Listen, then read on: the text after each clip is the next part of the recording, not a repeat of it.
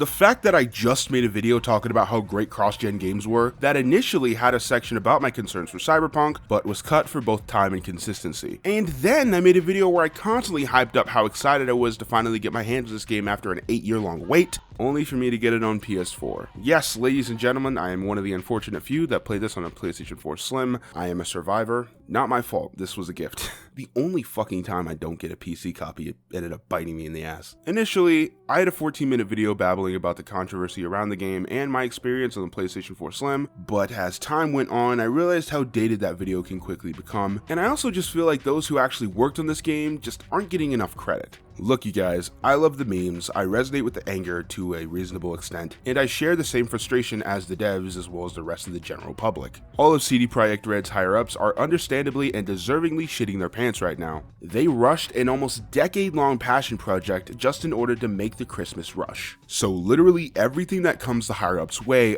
they deserve it. But maybe, just maybe, it's time we actually sit back and talk about the actual game. If you're a longtime viewer, then you know that I love me some RPGs, specifically JRPGs. The only Western ones I've actually played are like the Bethesda Fallout titles, Oblivion, a little bit of The Witcher 1 and 2, and Mass Effect Andromeda, but we don't talk about that one. And so my Western RPG palette may not be very well refined, but I mean what I say when I say that, in my eyes, CD Projekt Red has created one of the best Western RPGs that I've ever played. I know, it sounds a little fanboy, a little hyperbolic, and I don't know, maybe it is, but after putting well over 60 hours in my PS4 copy, I can't wait to buy it on PC and do it all again at a reasonable frame rate. From the combat, to the exploration, to side missions, to characters, to the story, to even Night City itself. Cyberpunk 2077 constantly found a new way to captivate me for a very, very long time. And the best part, I am nowhere close to even being done. My second playthrough was a little bit more leisurely, but even that was still solely focused on the main story and the big side missions. There's a plethora of stuff that I still haven't even touched. And because this game is so jam-packed, I don't even know where to begin. So why don't we start off with the story, since that's the biggest focus for a game like this. World building is something that pretty much every kind of fiction has to do, especially those based in an entirely new reality. However, good world building, at least in my book, should be done in the background. A fleshed out world and its lore should be able to naturally come out and enrich the audience as the story unfolds. Again, this is my opinion, but there shouldn't really be a moment where a character has to explain to you the entire history of the galaxy just in order for you to understand the main conflict. And lots of science fiction media have this problem. Technically, even the Blade Runner movies, which are absolutely amazing, still have this issue. And I was very, very concerned that 2077 would have this issue as well. That I'd have to keep my phone on hand solely to research backstories, since this is all based on an old school RPG from the 80s. Thankfully, Cyberpunk doesn't really have this problem, and that's solely due to the opening hours, which are a little short and a little bit predictable regardless of the life path you choose. But that doesn't make it bad. The world is rich and full of life, and the story is very easy to comprehend. And then once you've gotten comfortable and the narrative seems to be hitting some same old story beats to the point where it becomes a little contrived, that's when the story hits the fan. Once the second act hits, or a more suitable term would be bitch slaps you, that's when characters like Takemura and Johnny Silverhand are introduced, and it's from there on where 2077 begins to show its true colors. And that's where I'll leave off story specifics just to keep this video spoiler free. The main campaign and the world it happens in are very captivating. The music, the vibe, it's like an audio and visual mood board of every great sci-fi work that I adore. Also, if you're looking for references to Cyberpunk lore, then this game is chock full of it. Yes, I made those rhyme on purpose. Don't argue with me. But what makes this so interesting is that despite being focused on greater-than-life concepts like transhumanism, evil corporations controlling the world, and terrorism meant to free the masses, 2077 instead hones in on the people involved in these situations from both sides and how it affects them. The campaign could have easily stayed a very simple crime story. It could have kept going down that typical heist story mold, and while it would have been pretty good, I don't think it would have lived up to the potential.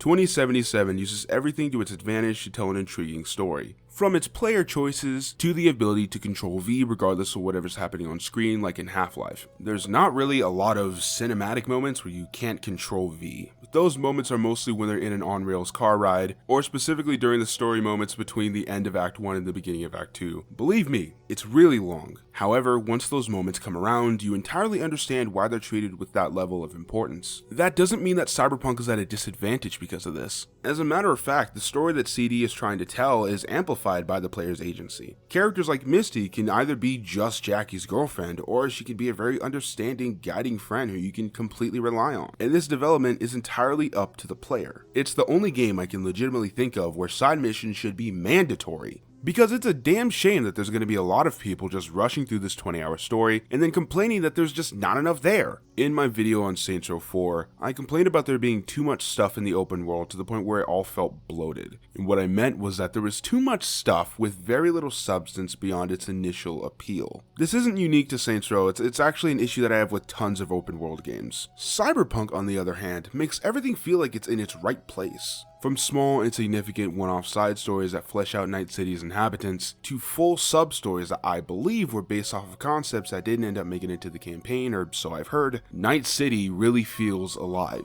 That is, except for the really just garbage tier NPCs. Take it from somebody who's played the game twice and is probably going to play it a third. You're far better off taking the time to explore the city your first time around. No, seriously, I beg you, especially if you're not going to play it for a second time, then play this at a leisurely pace. Explore the world, do the big side missions, do the small gigs, learn more about the characters. By rushing through the main missions, you're purposely giving yourself a lesser experience. Speaking of the main missions, there are 6 different endings to the story with a ton of variations amongst them. I've personally achieved 4 out of the 6, and then I just kind of capped it off there. Despite what you may think, especially if you've never played an RPG, the choices aren't really executed how they are in something like Infamous. There aren't clear good or bad decisions, at least for the most part. Now, some of these choices, specifically the final one, are made quite obvious what's good and what's bad, especially if you're a fan of tarot cards, and I'll just leave it at that. However, a vast majority of choices have nuance and can aid or condemn different people, both directly and indirectly. There's even some situations where there is no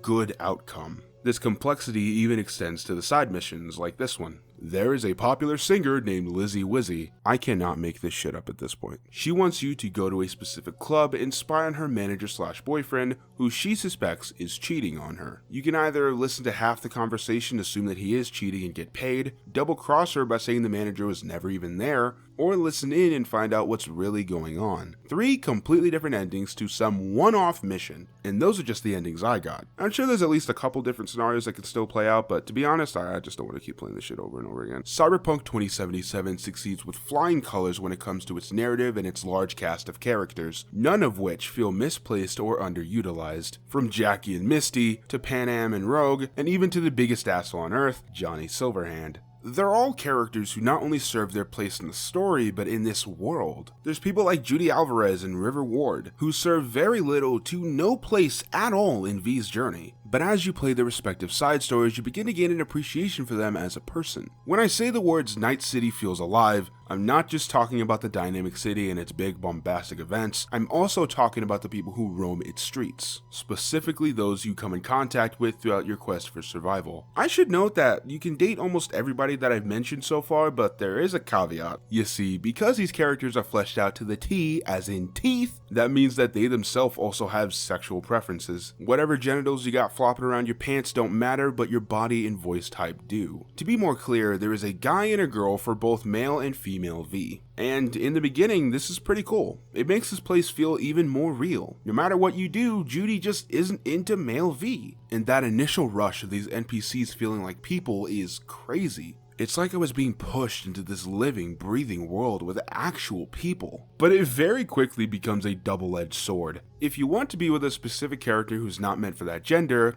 too bad so sad, you have to start a whole new playthrough, which is a bit of a pain in the ass, especially for those male V players who, like me, gained an affinity for Judy. Rest in peace, comrades. Rest in peace. But Panam was pretty great as well. Don't sleep on her. Sleep with her, not on her.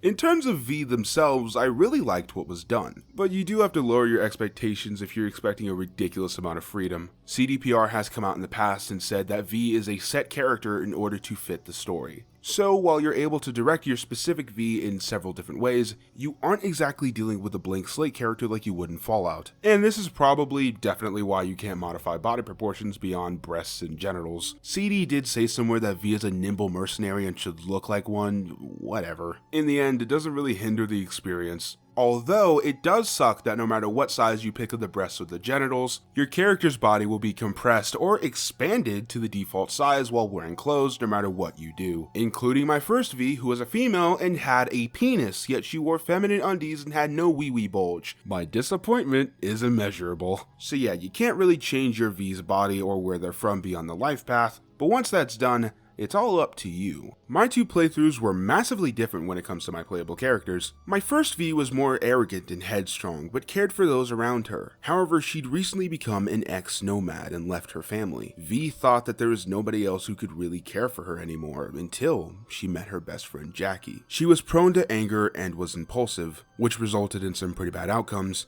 and she just constantly made situations harder than they needed to be. Now, my second V started off as a snobby asshole who worked at Arasaka, but eventually after being fired, he began to learn more about the different areas of Night City and their inhabitants through his new friends. V eventually realized how little he really knew, and that if he was going to make a difference, then he needed reliable people around him. And when the time came, he was more than ready to make the smart choice, no matter how hard it was on him or those who he loved. So it was pretty fitting that I just naturally ended up getting a pretty bad ending and the best ending in the entire game respectively. I am not an expert whatsoever, I can only talk about my own opinion, but if you're looking for a well done RPG main character who isn't completely blank, then I think V is your guy or girl. Speaking of which, let's quickly get character customization out of the way or I'll spend 2 hours on this subject. Cyberpunk hyperfixates on the face and genitals rather than the full body, which is a huge no-no for me. But oddly enough, I'm not bothered by it. As much as this game was hyped up in terms of everything, I did temper my expectations. I didn't expect to be able to make an anime character with ridiculous proportions in the base game at least. I do expect mods to go balls to the walls in the future and I can't wait for that. But in terms of base character customization, I was satisfied. There's enough here to make completely different Vs in order to fit your specific life path. Tons of different hair, eyes, skin tones, nail polish, which usually sucks. All the different lipstick styles is the exact shit I expect in a sci-fi game. The body tattoos are kinda meh though. And like I said earlier, there is no body customization. There's only a feminine and masculine voice, which is totally fine. With a game this damn big, it's completely out of the question to expect more than that. But what does make me want to grind my teeth throughout all the hours of the night is that you can't alter anything after you exit the beginning customization. Not even your hair or tattoos. Nothing, which is odd in any fucking game, but especially one in the cyberpunk genre. A genre where one of the biggest focuses is literally transhumanism. Maybe it'll be in a free DLC update after all the patches, but I don't know at this point. I was a little concerned that Cyberpunk wouldn't lean into being an RPG beyond its story. I was afraid that it'd go the New Dawn or Marvel's Avengers route or even the Gotham Knights route where it's just a black game with a bunch of numbers on screen and then just say, it's an RPG! Thankfully, it mostly doesn't suck. If you like the Phantom Pain and its dynamic ways to approach situations, then this is for you.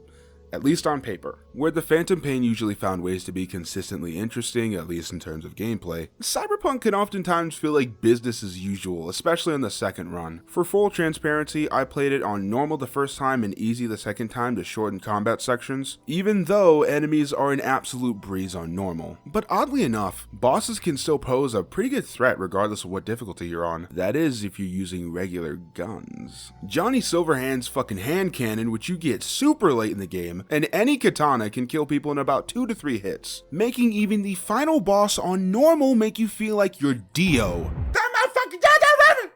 I scared my dogs. On normal difficulty, I still had like 90 health stims, and that was only 1 out of the 4 variants you can get. I had more high-level weaponry than I could even use. I had tons of cyberware that I forgot to even install at a Ripper dock, because the level point system is so damn OP. V can very quickly become the strongest bastard to ever be a main character, simply by using these perk points, especially in body and reflexes. The other stuff I mostly just leveled up for breaking into places as well as dialogue choices. All of this stuff combined just makes Cyberpunk feel like a walk around in a bubble shield while trapped in a padded room. Now I gotta be honest and say that I don't come to Cyberpunk or any RPG for that matter looking for difficult combat, at least not until I learn the game. With a huge world like this, the idea of dying over and over again isn't really fun for me. I was honestly fine with the easy, kind of monotonous gameplay. It let me try out different things that I never would have been able to had death been more frequent. So another word to the wise, if you want this game to actually be hard, play it on hard. The game is still really fun. I was able to easily pick this up and put it down without worrying a bunch about RPG shenanigans like leveling up. However, a big issue I do have was with the AI. It's